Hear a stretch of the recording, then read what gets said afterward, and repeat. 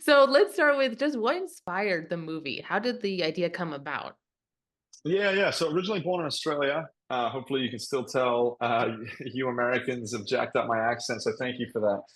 But yeah, born in Australia. Our dad was a concert promoter back there, and on one particular tour that he brought back there, the tour didn't go very well, and we lost everything that we had as a family. And so my dad was looking for a fresh start for his career and for the family, and got a job offer in Nashville, Tennessee.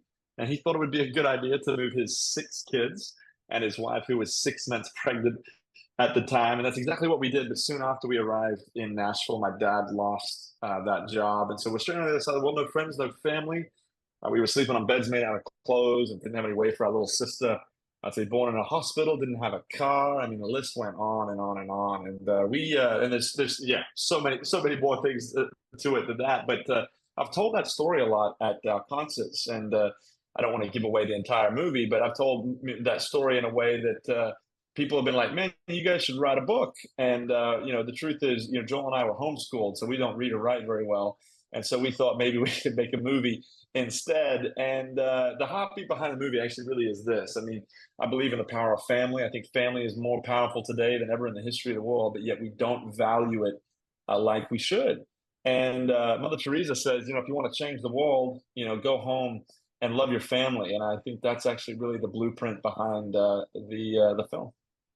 Yeah, no, I totally got that. Kind of leads me into my next question. The major theme I felt, other than obviously faith, was the importance of family. There's a really beautiful line that your grandpa. Family isn't in the way. Yeah, Yeah, your they are the family way. isn't the way Yeah, they are the way. I loved that. So can you yeah. talk more about that theme and the importance of family in this movie and just why it's important today?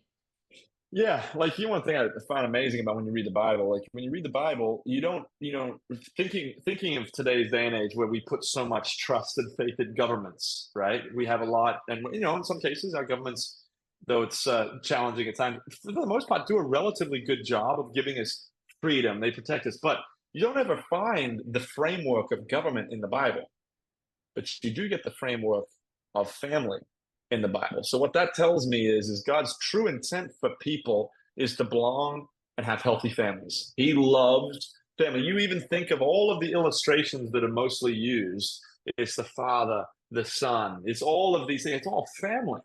And so for me, when I read scripture, it tells me that I should take family incredibly seriously. If I've often heard it said that if you want your children to be raised and to follow after Jesus, they have to see evidence of Jesus in your home, in your family, not in your government, not in your schools, not in all the other things. It starts in your family. So for me, I just think of family as that's the one thing I don't want to fail Jesus, and I don't want to fail. I want to be a great husband, and I don't want to fail my family. Those are the three things. If I can do those three things well, man, that's the most satisfying life I think I can live.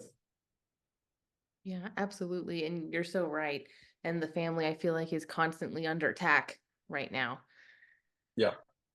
What was it like seeing your family story on the big screen and seeing, these actors portraying you guys as you were little? What was that like for you?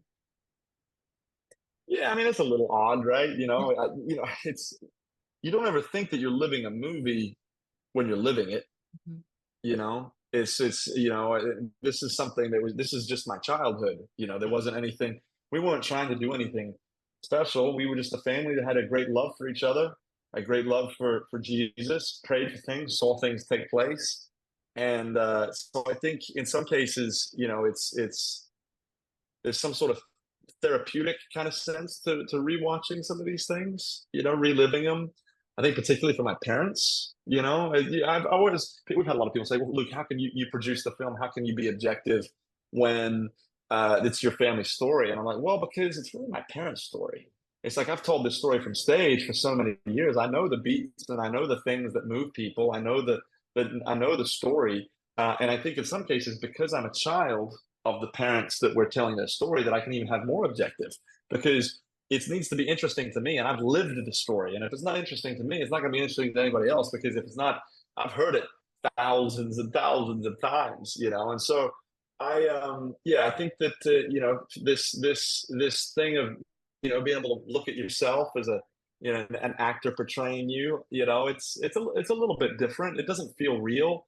But then again, that's what's interesting about movies is not most movies aren't real. This just happens to be a movie that actually did happen. That isn't maybe it's not real in the sense it's not us, but it's a real story. And so in some cases that makes it incredibly real. Absolutely. Can you talk more about your mom's faith specifically? Because her faith was just unwavering, I felt like, in the movie. And if you could just talk more about, how she Yeah. was growing up and still. Yeah, I mean, look, it's funny because you saw the movie, and the people who watch it, you're listening to this, you're just gonna have to forgive me for a moment. But there's one scene where my mom hears a lot of really bad news, and she goes in and screams into a pillow and kind of has a breakdown moment. Well, what's funny is we put that in the script because there was people that were like, "Hey, man, she's actually just not relatable. Who can go through that much struggle and not have a moment of breakdown?" Well, the truth is, my mom never did that. My mom never actually really, I never remembered her having a breakdown moment. My dad, yes. And so at the end of the film, where there's that moment, for those of you who haven't seen it, but there is a moment where my dad has a big struggle, but my mom never did. My mom she taught me right from wrong. She taught me fear of God. She taught me how to forgive. My mom did all the invisible things that have all the power. Most people are very much concerned in this Western world of being seen and being noticed and being on a platform and doing all these things. I'm telling you, if you want to change the world, do the invisible things very, very well, and it will be incredibly impactful. Your life will be an incredibly impactful life if you do the invisible things well. And that's it, at the end of the day, that's what my mom did well. Whenever I needed my mom, no parent is ever perfect, and my mom is no exception. She was not a perfect mother. But whenever I needed my mom in the big moments, man, the big moments she delivered. I don't ever remember her missing the big moment. And when I needed encouragement, my mom, she batted 1,000 in those moments. That's so beautiful. I love that. Way to go, mom. What do you hope viewers will take away from this movie? Yeah. Well, very early on, we had a friend of ours who works in the film industry, and he asked to see the movie. And we had a rough cut of the movie. And uh, um, as you might guess, when you've got a rough cut of the movie, there's that you want the right people to watch the movie, because you don't want like word getting out like, "Hey, I saw that movie and it's a little rough right now." You want to have the right people watching it. And so he asked to see it, and he was not the most happy guy, not what we would say is a little crusty. And I was like, "Man, do we really want to show this to him?" Anyway, he asked. We're like, "Okay, we'll show them." And so we watched the movie together. And what's the first thing that you do whenever you walk out of a movie theater? You look over to the person you went with and you said, "What did you think of the movie?" And so we get to the end of the movie and we look over at this friend and we say, "Hey, man, what did you think?" And he kind of like wiped a tear away from his eye, which I didn't see coming. And he goes, "I want to be a better dad."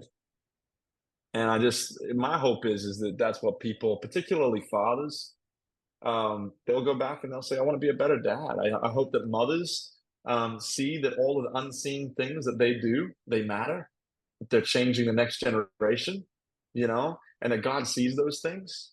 You know, I hope that sons and daughters dream big dreams and say, and Scripture says, "Hey, don't look down on yourself because you're young, but set an example." Like God's actually saying to the youth, saying, like, "I want you to be the example of my love for the rest of the world." So that means that the things that are happening to you as a young child are incredibly powerful and incredibly important, and you can go and do extraordinary things. There doesn't have to be a cap into what you can achieve and what you can do. Not that it's for achievement's sake, but because God chooses to do miracles through people like you and me, and He uses His people to do a lot of those miracles, and it starts young. When these little kids start to talk, they start doing these little things that are very impactful. So my hope is that the people will take away those things. Definitely.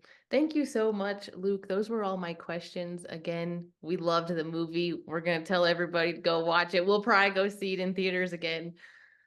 So we love your Thank you. music. Thank you so much for your time. Thank you.